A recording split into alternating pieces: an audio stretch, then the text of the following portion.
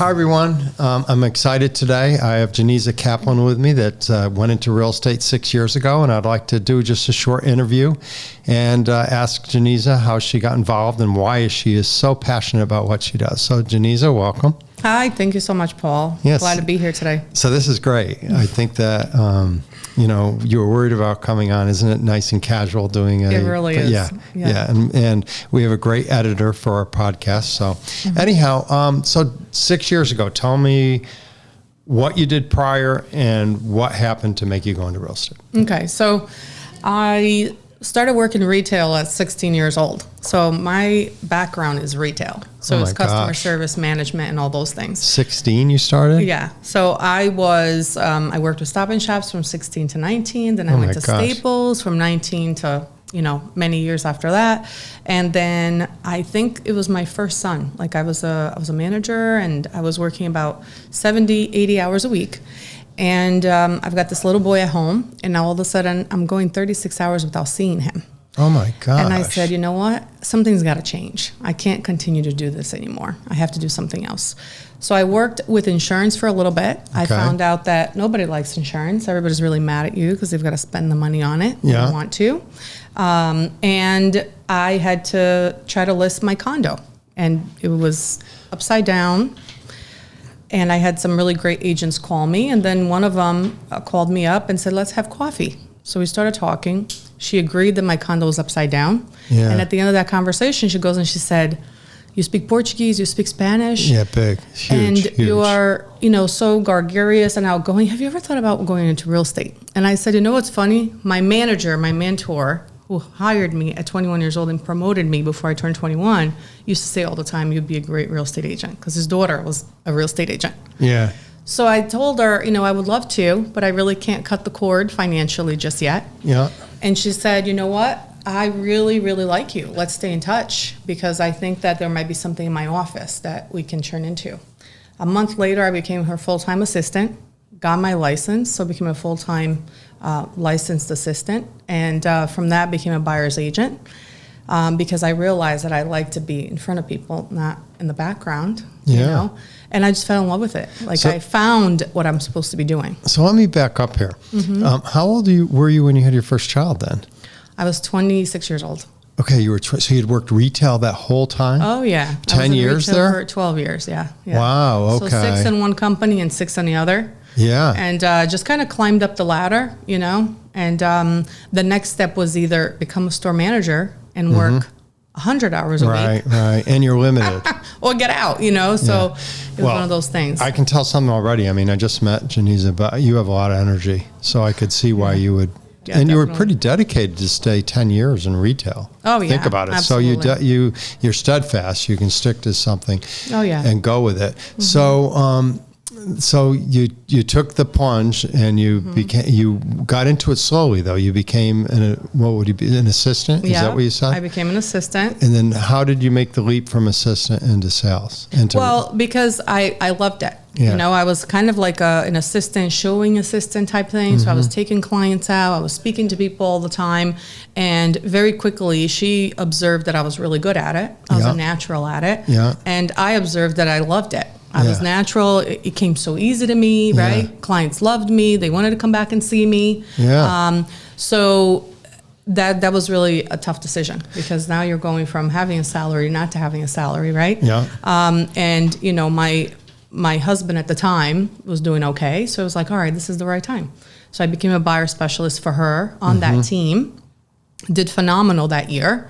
I probably brought in about 12 deals. Okay. And I did 15 deals that year. Wow. And then at the end of that year, I said, I don't really need to be part of a team. I really want to do this on my own. Yeah. So then the following year, I went out and really took the plunge. Wow.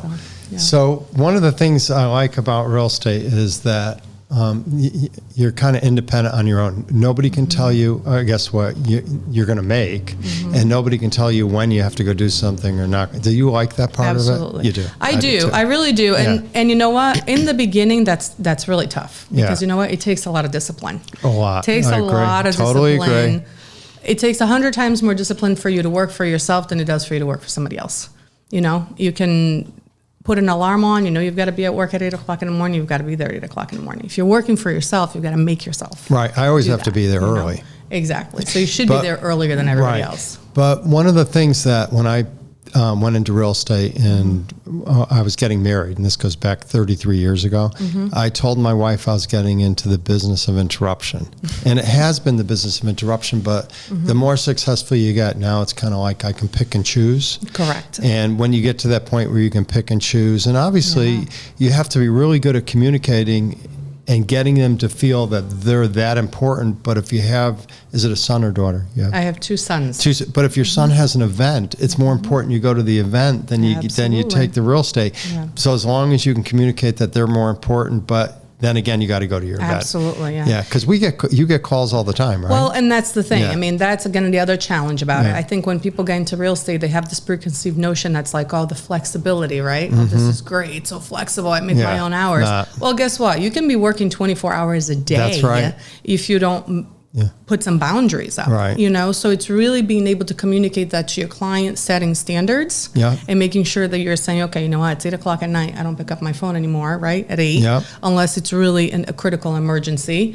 You kind of train people how to treat you. Yes, so that's a good way to put it. You train people. I never heard that before. Oh, that's an excellent way to say it. Yeah. Yeah. So if your client is calling you at 11 o'clock at night and you're always picking up the phone at 11 o'clock at night, he's going to say, oh, it's okay for me to do that. Right. If they call you at 11 o'clock at night, you don't want to pick up, they're going to know, oh, they're already in bed, you know? Yeah. So the first couple of years, you really do a lot of that and you learned a lot, right? So you put in your heart and soul.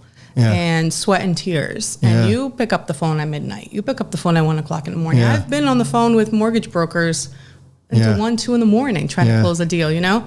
But then as the years progress, like I feel like right now after being in it for 6 years, it's really a great sweet spot because now I'm getting clients that are calling me back. I'm getting clients that have referrals.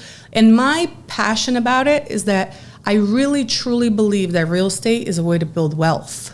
Yes. It's the way to build wealth. So when I have like these I love buyers. Like I love buyers. I love sellers. I work great with sellers and they, you know, they really love me.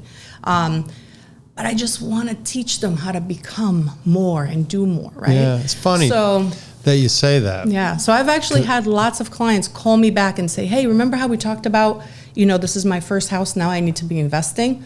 So talk to me about investing. Well, I could see you're a great communicator. I can just tell by sitting down with you. I mean, you were a little worried about doing the podcast. I don't know what you were worried about. I mean, you're just taking off here and you definitely have the energy and the communication skills. So I'm going to ask you another question. You've been in it 6 years. Yeah. You're going on your 7th year. You got enough time underneath it. How do you like it? I love it. Good. I really do. Yeah. And it's getting to a place where it's like really building my wealth and making what I want to make. So let's talk about the future. Yeah. Do you have goals where you want to go with your business here? I mean, do you want to own properties and lease it? Do you want to, what are your goals? Absolutely. All of the above. Own properties, lease it, VRBOs, beach properties, Puerto Rico properties, Dominican Republic properties. Like that's where my mind's at. Yeah, you know, that's a great way to go. With the new technology, you can do business anywhere and keep it leased up. Do you like managing properties too? Oh, I do. I love it. And I do that for some clients. I don't have a lot, you know, but I do have clients in California. I have a client actually that just moved to Dominican Republic and they have properties here. So anytime that they want, at this point, like you have your team, right? So I've got the plumbers, I've got the electricians, I've got all the people that we need. So when people call me and say their tenants are calling me instead of calling them. Well, you have a huge advantage. I'm just going to say this because we actually, we build these modular homes. I have to have interpreters on site. You have how many languages did you say? So it's 3, Portuguese and Spanish. Oh, that's perfect. Yeah. So I'm pretty fluent in both, you know? Yeah, but your contractors, the people you'll deal with, you can talk any language and put them up place. Absolutely. Huge advantage. Absolutely. Yeah, you have a great runway here. Yeah. And I agree with you totally. I've always said this. You buy a property and lease it for wealth, and then you sell, because we all have expenses and it's very expensive to live here. So I call that grocery money. And then in the purchases, but you can buy property anywhere vacation runner by owner and so forth and so on. Yeah.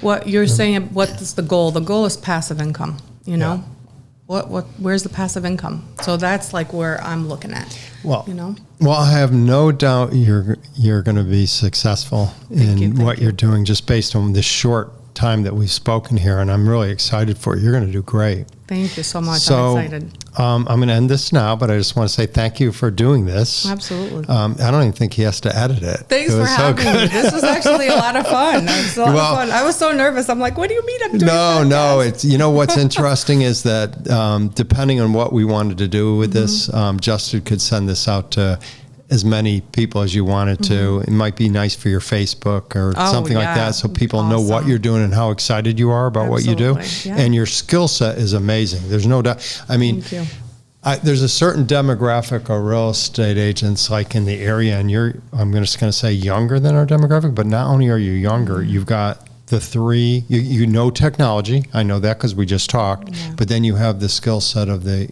languages, which means you have no barriers. You're just going to keep going. I'm my own worst enemy. Well, right? and the key, I guess, is time management. I don't know how you are with that. We'll talk about that. Discipline, all those things. Yeah, those Absolutely, things. Yeah. So I just want to thank Janeisa for coming in and doing this. It was a lot of fun, and she's going to be great. Thank you. Thank you so much, Paul. I really appreciate you having me. Okay.